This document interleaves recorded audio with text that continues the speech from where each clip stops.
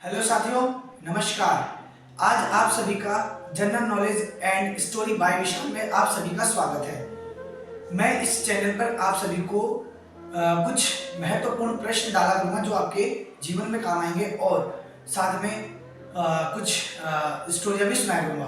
तो आज मैं आप सभी के बीच एक स्टोरी सुनाने जा रहा हूं जिसका शीर्षक है भैया सोन। सोन प्रदेश के राजा थे। उनकी एक पुत्री थी जिसका नाम था सोनम। वह दिखने में बहुत सुंदर लड़की थी जिसके कारण लोग उसे कई नामों से पुकारते थे। जैसे कुछ लोग उसे देवी का वरदान कहते, तो कुछ लोग उसे जलपरी कहते, बहुत से लोग उसे सोनपरी भी कहते थे। वसंत समय आने पर घर के आसपास फूल खिल जाते थे जिससे कि पूरा वातावरण महक उठता था। एक दिन जब सोनम फूलों के बीच में खेल रही थी तो ऐसा लगा मानो फूल भी उसके साथ खेल रहे हैं। तभी सोनम को याद आया कि उसकी माँ को फूलों के गुलदस्ते से बहुत प्रेम है। वह अपनी प्यारी माँ के लिए फूलों का गुलदस्ता लेकर जाने लगी। जब वह महल के सामने पहुंची तो उसने देखा कि सामने भीड़ लगी हुई है और महाराज भी एक और उदास खड़े हुए हैं। यह सब वह देखकर डर गई। जब वह अंदर जाके देखा तो उसने देखा कि उसकी प्यारी माँ ने सदा सदा के लिए आंखें मूंद ली हैं। वह अपनी प्यारी माँ से चिपटकर फूट फूट के रोने लगी। अब सोनम उदास रहने लगी। समय ने करवट बदला। महाराज ने दूसरी शादी कर ली और अब सोनम की बूढ़ी दादी माँ भी चल बसी थी। अब सोनम बिल्कुल ही टूट गई थी। महाराज काम करने के लिए प्रदेश चले गए थे। सोनम की सौतेली माँ सोनम से जबरन काम लेती, लेकिन उसे खाने पीने की बात तो दूर, उसे दो प्यार भरे शब्द भी ना कहती। कुछ समय पश्चात सोनम के सौतेले भाई का जन्म हुआ। राजमहल में खुशियां मनाई गई। सोनम उन खुशियों में लीन हो गई और उसे अपनी माँ की याद बिल्कुल ना आई और वह अपनी माँ की यादों को भूल गई। अब सोनम को अपने सौतेले भाई के देखभाल के लिए रख दिया गया। अब सोनम अपने सौतेले भाई के साथ सारा दिन खेलती और उसकी देखभाल करती। इसी में उसका सारा समय बीत जाता। कुछ समय बाद गुरुकुल से आदेश आया कि सोनम को गुरुकुल में अस्त्र शस्त्र सीखने के लिए भेजा जाएगा।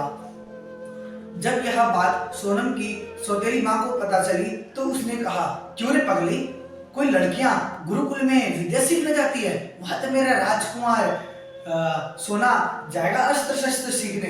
यह सब सुनकर सोनम बहुत ही दुखी हुई। लेकिन जब सोनम को याद आया कि भैया वहां जाएंगे, जो भी विद्याएं वहां सीखेंगे वो विद्याएं मैं यहाँ घर में सीख लूंगी।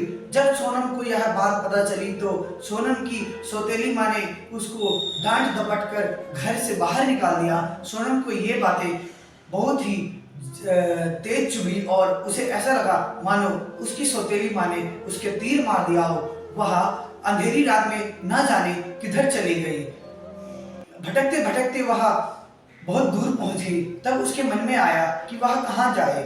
तभी उसके कान में आवाज पड़ी, क्यों बहन, क्यों न तू पूर्व दिशा की ओर चल दे, जहाँ हिंसक जीव जंतु तेरी जीवन लीला समाप्त कर दे। लेकिन राखी का त्योहार आ गया। सोनम अपने भाई के पास गई। उसने आवाज दी, भैया, ओ भैया, आओ ना, आपकी बहना आपको बुला रही है राखी बांधने के लिए। सोनम यह सब सुनकर बहुत ही दर्द में करा रही थी कि उसका भाई बीमार है। उसका भाई बीमार से उठकर आया और उसने अपने भाई के हाथों में राखी बांधी और कहा, भैया ये लो अंगूठी। इस चांदी की अंगूठी के सिवाय क्यों नहीं, कुछ भी नहीं है, क्योंकि यह अंगूठी मेरी माँ ने दी थी। यह सब करके सोनम भैया को बोली, आज के बाद मैं कभी ना आऊंगी। आज के बाद आपकी याद तो मुझे जरूर आएगी, लेकिन मैं राखी फूलों वाले पेड़ में बांध लूंगी। यह सब सोनम कह के अंधेरी रात में चल दी। सोनम को समझ में न आया कि उसकी दीदी ने क्या कहा और क्या ना कहा। सोनम अब पूर्व दिशा की ओर जाने लगी। चलते चलते वह थक गई थी तो उसे नींद आने लगी थी। वो उसने इधर उधर सोने के लिए जगह ढूंढी तो उसे एक पीपल का पेड़ दिखाई दिया और उस पीपल के पेड़ के नीचे एक चबूतरा बना हुआ था। सोनम वहां जाकर बैठ गई और सोचने लगी। सोचते सोचते वहां न जाने कितनी गहरी नींद में डूब गई। तभी वहां पर एक सोन प्रदेश का राजा तोता आया और उसने पूछा, सोनम दीदी, ओ सोनम दीदी, सोनम दीदी, ओ सोनम दीदी, आप इतनी उदास क्यों हो? सोनम ने शक पकाकर आंखें खोली। उसने कहा, कौन हो भैया? तोते ने कहा, मैं सोन प्रदेश का राजा तोता हूँ। दीदी, मैं आपको देखकर चला आया कि आप इतनी दुखी हैं। तोते ने कहा, दीदी आप इतना दुखी क्यों हो? सोना ने कहा कि भैया, मैं लड़की होकर पढ़ना चाहती हूँ। तोते ने कहा, बस इतनी सी बात के लिए आप इतना दुखी हो? सोनम ने कहा, हाँ भैया, मैं पढ़ना चाहती हूँ। तोते ने कहा, चलो पास में गुरुकुल आश्रम है, वहां मैं आपको छोड़ देता हूँ। वहां पर हजारों परियां ऋषि के पास विद्याएं अध्ययन करती है। और तोते ने सोनम को मणिमाला दी और कहा कि ये मणिमाला जब भी आप अपने सिर पर फेरोगी तो मुझे आपके सारे संकट और यादों का ज्ञात हो जाएगा। सोनम ने कहा, भैया आपने मेरे पर इतनी कृपा की, धन्यवाद इसके लिए। तोता सोनम को गुरुकुल ले गया और उसने सोनम का भेंट ऋषि से करवाया। ऋषि ने उसको कहा, इनको परियों के पास ले जाओ। तोते ने परियों के पास छोड़ दिया और सोनम इनके साथ रहने लगी। जो रोज रोज ऋषि जी एक विद्या सिखाते और सोनम सारी विद्याएं कुछ ही महीनों में सीख गई, जिनको परियां हजारों वर्षों में भी नहीं सीख पाई थी। यह सब देख ऋषि बहुत खुश हुए। उधर सोन प्रदेश में महामारी का आकार फैल गया था, जिससे कि सारे लोग चपेट में आकर मारे जा रहे थे। सोनम के पिताजी महाराज भी स्वर्ग से धर गए थे और उसका भाई सोना भी बहुत बीमार था। जब सोनम की सौतेली माँ को किसी लड़की ने बताया कि आपकी बेटी बहुत ही पढ़ लिख कर विद्वान हो गई है, उसे घर में ले आओ तो आपके देश का सारा संकट दूर हो जाएगा। सोनम की सौतेली माँ भटकते भटकते पूछते पूछते गुरुकुल में पहुंची और उसने ऋषि से कहा, महाराज मेरी बेटी सोनम यहाँ पर पढ़ती है, मैं उससे मिलने आई हूँ, मैं उसकी माँ हूँ। लेकिन ऋषि ने कहा, महादेवी आपकी बेटी तो कहती है मेरी माँ बाप है ही नहीं। लेकिन सोनम की सौतेली माँ ने कहा, नहीं गुरुजी, मैं उसकी माँ हूँ। सोनम को ऋषि जी ने बुलाया और उसकी भेंट उसकी माँ से करवाई। सोनम ने कहा, माँ नमस्ते, कैसी हो? माँ ने कहा, बेटी नमस्ते, मैंने जितना भी तेरे साथ बचपन में छल कपट किया है माँ, उसके लिए मुझे माफ कर दे बेटी।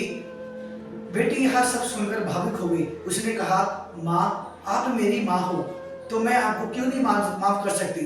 तो सोनम की सौतेली माँ ने कहा कि बेटी आप मेरे साथ गांव चलो। सोनम ने कहा, माँ अब मैं गांव नहीं जाऊंगी, सारा संसार ही मेरा घर गांव है।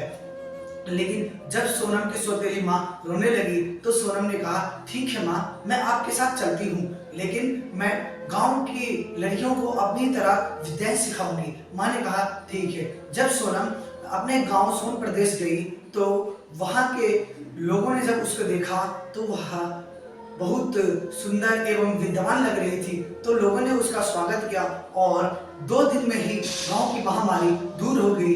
रोज रोज सोनम लड़कियों के घर में जाती और अनेक विद्याएं सिखाती। ऐसे करते करते उसने गांव की सभी लड़कियों को विद्वान बना दिया। तो इससे हमें यह सीख मिलती है कि हमें लड़कों की अपेक्षा लड़कियों को कम नहीं समझना चाहिए। जितना हमें लड़कों को बढ़ावा देना चाहिए, उतना लड़कियों को भी बढ़ावा देना चाहिए, क्योंकि लड़कियां लड़कों से पीछे कम नहीं है। वे आज हमारे समाज का एक अहम हिस्सा है और हमारे देश के लिए ब्राइट फ्यूचर है। वो भी हमारे देश के लिए कुछ कर मिटने के लिए तैयार है।